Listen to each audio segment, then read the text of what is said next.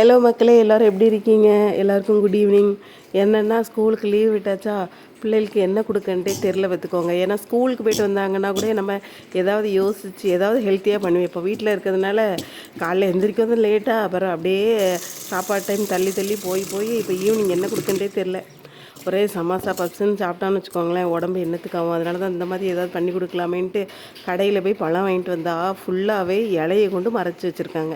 நான் நல்லா பெருசாக இருக்கேன்னு வாங்கிட்டு வந்து வீட்டில் வந்து ஓப்பன் பண்ணி பார்த்ததுக்கப்புறம் தான் தெரிஞ்சுது பாதி இலை தான் இருந்துச்சு, பழம் கம்மியாக இருந்து. சரி இருந்தாலும் பரவாயில்ல அப்படின்னு சொல்லிட்டு அதை வாங்கி நல்லா வாஷ் பண்ணிவிட்டு மேலே உள்ள அந்த இது இருக்குல்ல காம்பு, அதெல்லாம் நல்லா பறித்து போட்டுட்டு அதில் வந்து சீனி போட்டு நல்லா ஃபஸ்ட்டு அரைச்சிட்டு அப்புறம் பால் ஊற்றி பால் கூட தான் வந்து ஐஸ் க்யூப் போடணும். ஆனால் எனக்கு மறந்துட்டு, அதனால நான் என்ன பண்ணேன், மறுபடியும் ஐஸ் க்யூப் போட்டுட்டு நல்லா அரைச்சி என் பிள்ளைக்கு கொடுத்து இவன் என்ன சொல்கிறான்னு பார்க்கலாம்.